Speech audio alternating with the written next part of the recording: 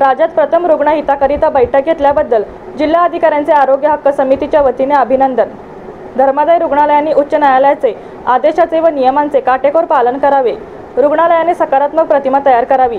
या ज्वलंत विषयावर राज्यात सर्वप्रथम रुग्ण हिताकरिता बैठक आयोजित केल्याबद्दल आरोग्य हक्क समितीच्या वतीने जिल्हा अधिकाऱ्यांचे अभिनंदन करून निवेदन सादर करण्यात आले।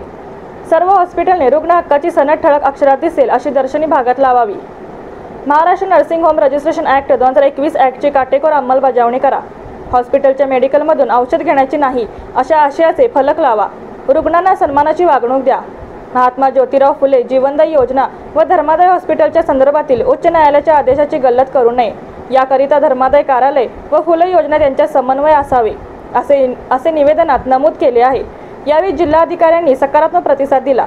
शिष्टमंडळाचे नेतृत्व अध्यक्ष शाहीन शेख, प्रमोद माळी, पैलवान प्रदीप उर्फ चंदू पाटील, सुमित कांबळे, दादासाहेब कांबळे यांनी केले।